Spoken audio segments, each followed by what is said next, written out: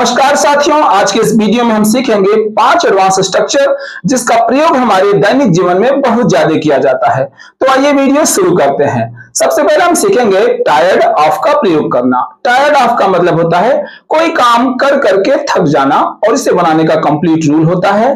सबसे पहले आपको लिखना है सब्जेक्ट, उसके बाद H M R was verb में से कोई एक, और उसके बाद आपको लिखना है टायर्ड ऑफ, उसके बाद वर्ब का आईएनजी फॉर्म, और लास्ट में आपको अदर वर्ड्स लिख देना है।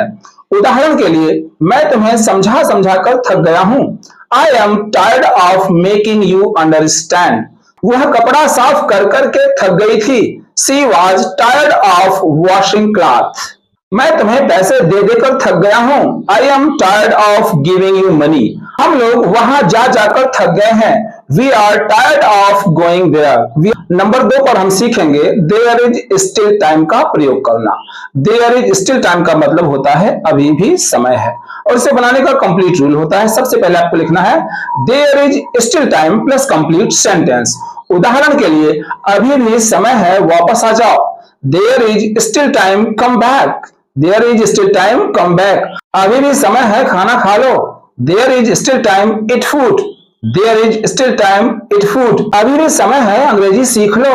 There is still time, learn English. अभी भी समय है, वहां चले जाओ। There is still time, go there. Number 3 पर हम सीखेंगे ऑन बिहाफ ऑफ का प्रयोग करना। ऑन बिहाफ ऑफ का मतलब होता है की ओर से या फिर की तरफ से, और इसे बनाने का कंप्लीट रूल होता है। सबसे पहले आपको लिखना है कंप्लीट सेंटेंस, उसके बाद आपको लिखना है ऑन बिहाफ ऑफ, उसके बाद आपको अदर वर्ड्स लिख देना है। उदाहरण के लिए, अपनी टीम की तरफ से मैं खेलूंगा। I will play on behalf of my team. I will play on behalf of my team. तुम्हारी तरफ से खाना मैं खाऊंगा। I will eat food on behalf of you. उसकी तरफ से पैसे मैं खर्च करूंगा। I will spend money on behalf of him. Number 4 पर हम सीखेंगे as soon as I get the chance. As soon as I get the chance का मतलब होता है मौका मिलते ही या फिर जैसे ही मौका मिलेगा, और इसे बनाने का कंप्लीट रूल होता है as soon as I get the chance plus complete sentence. उदाहरण के लिए, जैसे ही मौका मिलेगा मैं तुम्हें फोन करूंगा। As soon as I get the chance, I will make a call you. As soon as I get the chance, I will make a call you.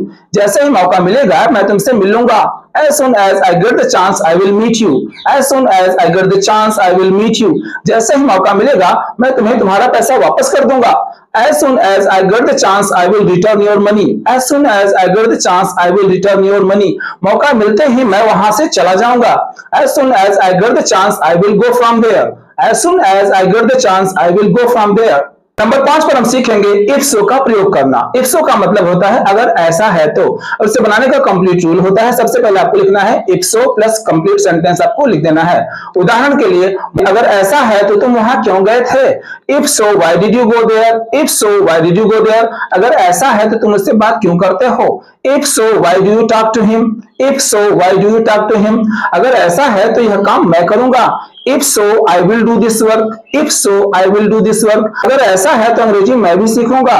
If so, I will also learn English. If so, I will also learn English. Dear student, thank you very much. If you like the video, please subscribe the channel and share the video. Thank you very much. See you in the next video.